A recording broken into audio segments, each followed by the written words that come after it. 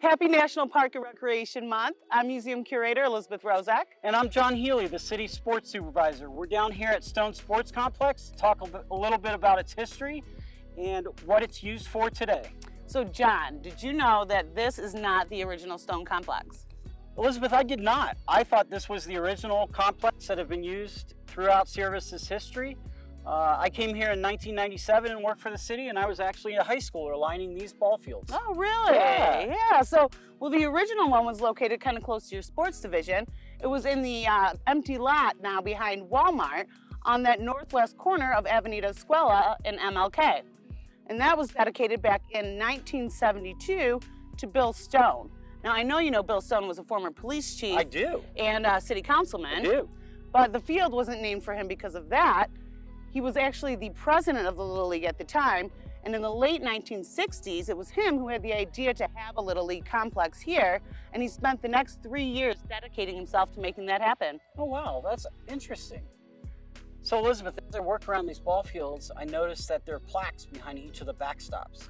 There's got to be some history on that. There is, actually. The original complex started with 3 fields, 2 for majors and 1 for minors, and they were all named after people who were really instrumental in youth activities in the area.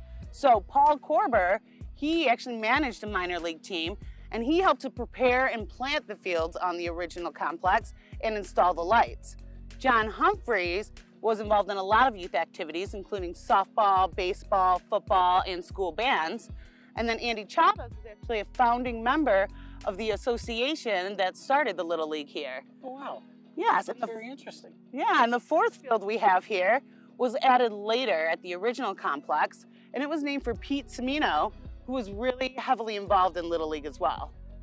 So how did we get from the old complex to the one that we're standing on today? Well, the old one was located on state land, so we had to lease it.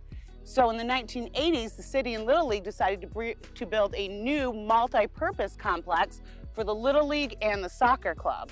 So John, why don't you tell us a little bit more about the complex now? Sure, we're standing on Stone 2, right? And we have 4 total fields here at the Stone Sports Complex. 3 of them are kind of multi-purpose Little League fields and softball fields. Our recent softball tournaments that we had in town actually used the fields that we're standing on today. Our Little League baseball field or league uses these fields as well. We have the capability to do 4 full major or minor fields. And we have Stone 3, which is also our intermediate field, which has a further out home run fence. Oh, wow. Yeah. Sounds very versatile. It is. Not only that, is we have a concession stand and a snack shack and flushable restrooms down here. And right now, and hopefully next year this will change, but right now they're the only flushable restrooms we have on the complex. Yeah, and you were telling me that the Little League actually built that snack shack and restrooms, right? Yep, so back in, I think, 1980s, late 80s, that the Little League built the concession stand that's here, or partnered with the city to build the concession stand. That's fantastic. Yeah. And John, didn't you just do some major renovations out here? We did. Back in the day, this actually field was split down the middle. We had an east side and a west side. And in the middle, there were 2 light poles.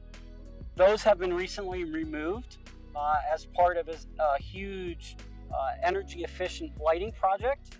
And now we have state-of-the-art LED lights that come on and turn off right away. Not only are they nice to have for the leagues playing and they're brighter, they don't have a lot of light spill, but we don't have to wait 15 minutes for them to turn on, or 30 minutes if they accidentally go off and then come back on again. Oh, that's fantastic. Yeah. So in conjunction with the lighting project, didn't you have some other things going on our fields? We did. We actually were able to turf our 5 soccer fields.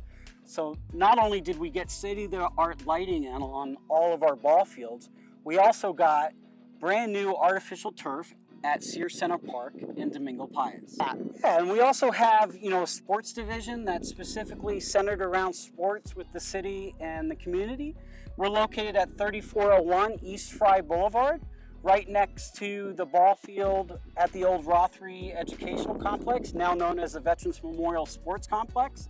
So come on down, we're open 8 to 5 and stop by. Yeah, great. And thanks for joining us while we talk about the history and how far these fields have come.